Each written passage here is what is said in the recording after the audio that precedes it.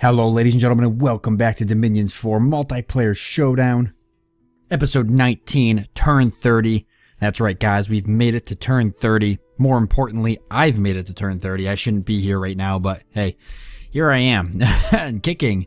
Still kicking. Actually doing better, a little bit better than kicking now. So, kind of I guess you could say, not much going on. A very uneventful turn. Just some lictors and some wits. Revived, which is actually not a bad thing considering my position in the world right now. I'm definitely, I wouldn't say the weakest, but I'm certainly not the strongest. So, this is definitely a good spot to be, as well as a lot of interesting things to discuss and talk about. Single Uba, so we can see here he's got some Ubas, whatever they are. I'm not familiar with them. We got some centaurs, okay. I wonder how this whole ordeal is doing. It does look like he pushed into Asphodel land. We could probably move this way with the scout and see if we can get a better look. I see he did move these kappas into here. I wonder how that is gonna go. I want to see something. Let's see. Okay, I was hoping I could look at kappas.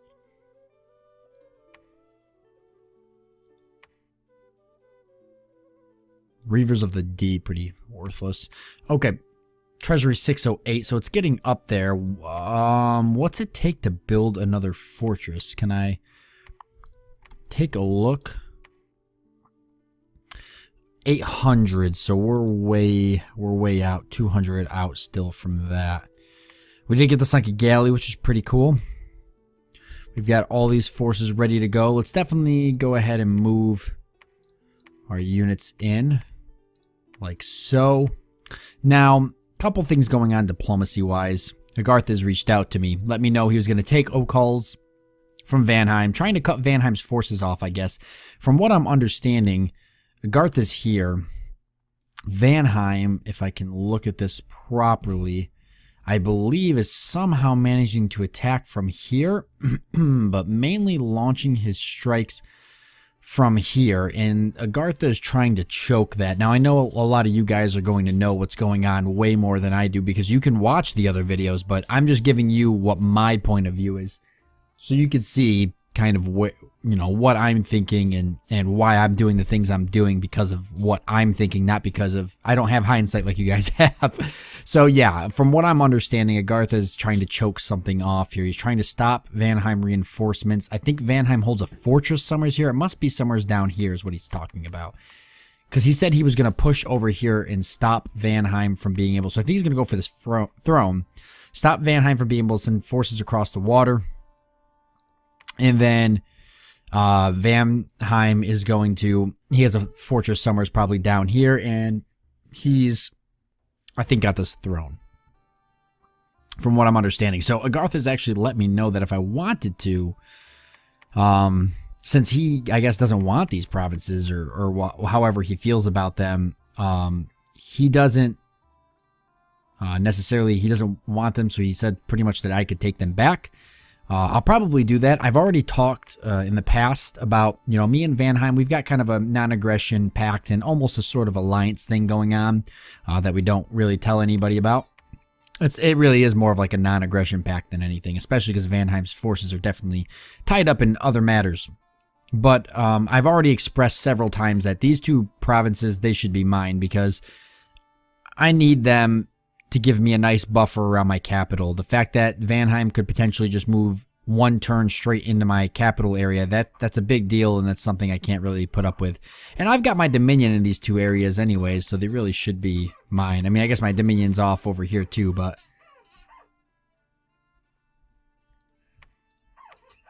my dog's going nuts right now with her squeaker. If you guys can hear that in the background, I apologize. Let's see.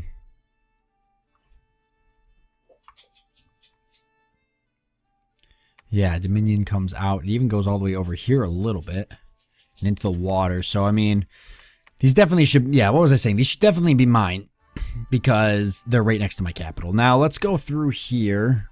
We had a couple things we wanted to do. We got these guys, which we were going to go ahead and transport over. See, we've got a couple of them now. Lots of good units here, though, in general. More lictors. Can never really have enough. We'll probably start building up a second lictor army now. 78. We should start getting some more spaced out into some different areas. We'll go ahead and definitely get all this fleshed out. I said I was going to move the lictors temporarily, and I am still going to do that so I can attack the water. What are these guys? Soulless Warrior. Okay, I haven't actually, I guess, seen them.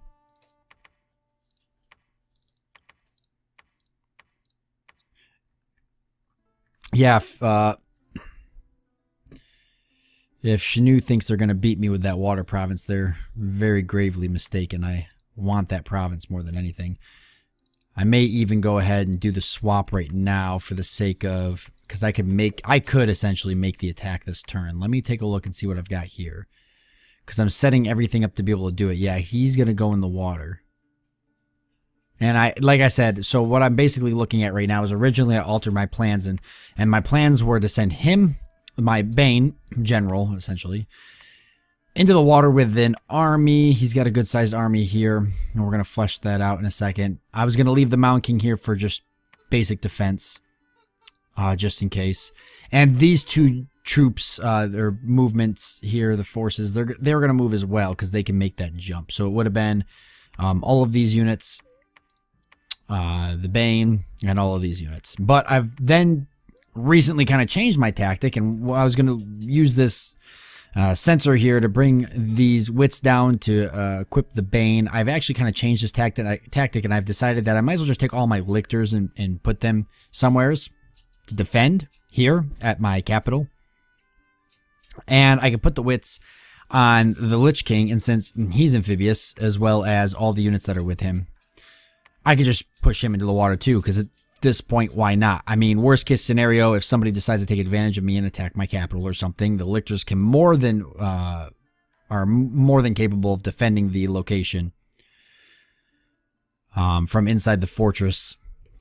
And then I would be able to obviously just come back up and break the siege with the vast amounts of forces I have. So let's actually go ahead now. We're going to throw a few in here just so we can keep this somewhat, I guess you could say, a province defense thing, or it's more of like a fortress defense line. It's basically just a temporary hold the wall until I break the siege with an army, because that's kind of how we're playing right now. But we can take the rest of these and bring them down here. Is that about as many as I can get then? Is that what it's telling me? No, it looks like I'm getting a few more.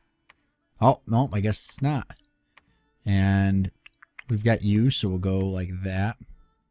So 120 out of 40, essentially. I think that's about all I can get here. Let me see. Yeah, so that's all I've got there. So we'll move these units down here. Okay. And we'll just leave him, I guess, or we can just do a quick swap. Nice. Back into here. We got all those units. Yeah, so if I'm going to do it that way, do I want to do it this turn? Well, he moved here, obviously makes me think he's predicting an attack. It's a possibility. I haven't told anybody about this other than you guys watching. I haven't said anything to Vanheim, Agartha, Shanu, Svaddle I haven't talked to in a long time. I don't even know if we're still allies. I'm not even sure really what he's doing, but I haven't talked to anybody about making this move. So for him to move them down there, I assume he's only doing it because he's going to hit other water provinces. That's probably why. He'll probably move over to here. So I could do two things. I could wait till he moves over here, or I could just attack. I think I should just attack, because why wait till he gets more provinces when I could just destroy his forces now? Once I destroy these, I'm pretty much uncontested in these waters. Now, I'm not going to go crazy like I've mentioned in the past and spread out, because I don't want to create too much panic and make people think that I'm like becoming this massive superpower when I'm really not yet. And have them all jump on me trying to kill me, especially with Shanu's army. Now, I don't know where that army is, which is why I'm sending the scout this way. Because what I don't want is I don't want to have a bulk of my forces taking water provinces, and he comes right through my back door here. like around these mountains out of nowhere and kills me. I'm assuming he went for this throne, and I wouldn't be surprised if he pushed down to this throne, which is exactly why I really need to move a scout through there and see where that army is and what's going on, because he'd have no reason to go north except for Isfadal's capital, which I don't even remember where it was. I think 45, maybe. Somewhere's around here. He would be more likely to go for the 2 thrones, so that's what I got to assume he's probably doing as of now. Where's my other scouts? I lost them, didn't I? I've got one over here, and that's it. Well, we can send that scout this way then, because then maybe we can get a better feel for what's going on between the battle with Garth and Vanheim, so we can see how much territory Vanheim actually has. Because if Vanheim goes all the way down here, we can assume he's all the way up in this area, so he's got a couple thrones. He's probably got this one. And I'm sure he's got this one, and that one, and that one, and that one, so that's a problem. I don't have any thrones, but I'd like to have, you know, this one, and maybe even this one at some point. If Agartha decides they're going to give me these, maybe I'll just take this too. Alright, either way, enough talking about all that. I just like putting it out there, because that's what I use these episodes for, is to kind of communicate what I'm doing as I do it. And to tell you guys where I see things going, or where I predict it going. And again, like I said, I know you guys know already, but I don't. So you're seeing from my point of view the things I don't know. Let's go ahead and just get these ready to cast real quick so I don't forget. And we'll just save the extra 7. We'll save them up. Oh, not you. I don't want you doing it. Just research. Yeah, we'll save. We got 7. We'll save those, and we'll get some more, and then we can cast. What am I thinking? We can go ahead and cast. The revive Dusk Elder and get another Dusk Elder, and we can keep going from there. These guys are all set and ready to go. And if we look at research, we'll have construction level 2 soon enough. And I said I want to push for construction level 3 and maybe push to 4, because I want to get things that allow my priest to breathe underwater, I think. Or I guess it's not really that valuable. Well, we'll get construction level 3 to get, because we might push for 4, but I say we alter this back a little bit so we just get it, and that's kind of it. Just like that. And the rest of it can go into enchantment, right? We'll just keep pushing on enchantment to get that level 5. Yeah, that's what we want to do. That makes sense. I'm happy with that. And because I'm probably going to go for the next construction level after that. I mean, I really don't need my priest to breathe underwater. It's not like the water's a big deal, but nobody else is going for it, so I figure I can get a good boost doing that. I think it's a good idea. Yeah, Horde of Skeletons and Pale Riders, pretty big. Pretty big deal, and we're a ways away from actually, you know, we're 5 turns away. 6, really. 5 once I get more researchers and whatnot. So actually, it's going to be even less than that, because I'm going to move this guy. So I say we go ahead and attack these now. Right? I mean, why not? Worst case scenario, somebody takes advantage of the fact that I'm doing that and they attack me from somewhere, but I think we're going to be okay. So let's make the move. You can't take you. You'll need these. But these guys will have to unfortunately stay back. Okay. They're set to attack the closest. I actually want to set them to guard commander. And I want them to be with my Lich right up here in the front. Attack rear, attack closest, undisciplined, okay? Undisciplined. Why? Because the Soulless are in here. The Armored Soulless. Okay. Just do that then. Leave them undisciplined. Soulless are amphibious, right? I could take them if I wanted to, but I'll leave all these back here. I'm sure I've got enough forces to bust whatever's there. Attack rear, but you should be off to the side to do that.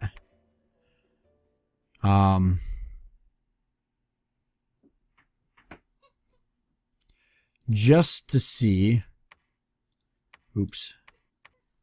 Resist magic, hand of dust.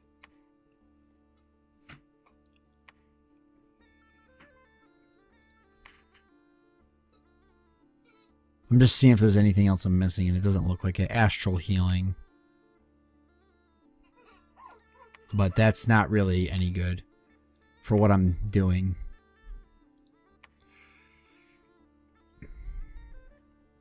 I'd like to take a... Well, all they can do is animate skeletons, so it's not like they're that useful. This really should be enough undead. Let's give it a shot. So we're going to make that move. We're going to go here, double check all of this. Everybody's good. Attack closest, fire closest, attack rear. And we'll put him right where the other ones, about where the other ones are going to be. He'll stay behind troops, but he'll hang out right next to my lich.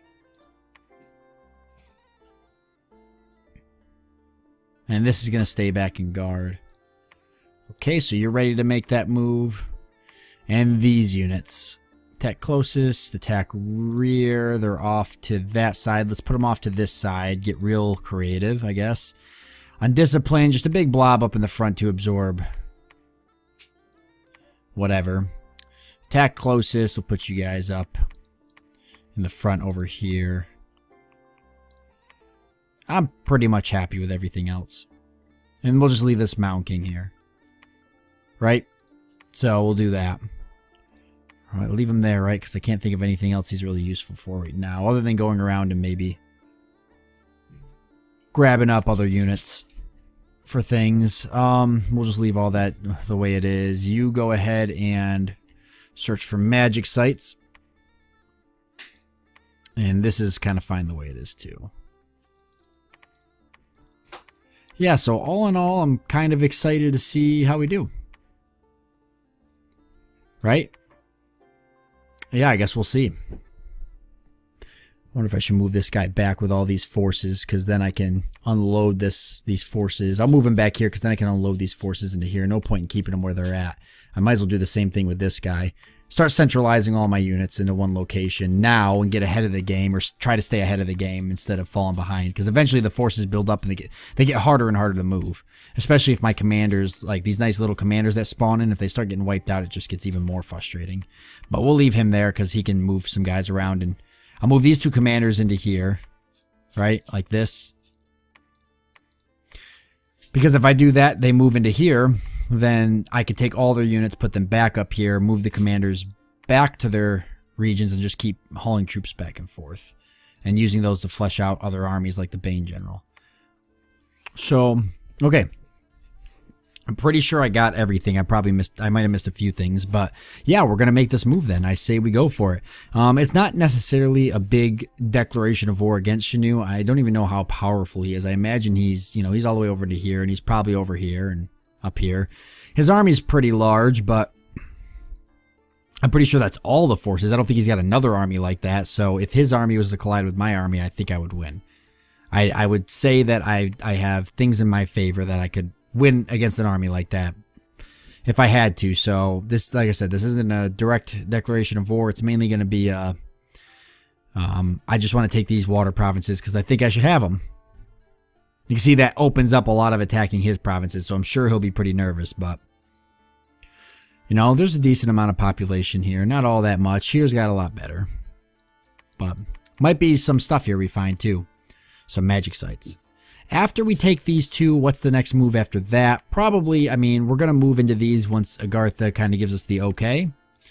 And I'll make sure I have a small force set up to do that. I won't send a whole lot. Maybe what I'll do is I'll send... maybe what I'll do actually, I could send him. Well, we'll pool all of our forces here, and we'll get something. We'll take a Mountain King like this guy here, and we'll get something set up to do that. Because these guys, once I got these two provinces, I'll move them back to where they go, and by the time I do that, we'll be ready to do that. And then we need to start getting more money. So as we kind of break down these provinces, we'll get that. And then we'll get another fortress put up. Where do we put one up? It's hard to say right now. Just because... Yeah, that's really difficult. Part of me wants to do it here, but you know, there's nice. I wouldn't mind doing one down here just as another sort of blockade against, because if I do it here, then you know, yeah, it protects me from this way, but my main threat will be from Vanheim in the future. I'm sure he'll come back for me, but Shanu's a big threat too, so maybe here's not a bad idea. We'll have to decide that in the future. I guess it's not something we have to worry about now, because the game could be very different a couple turns from now.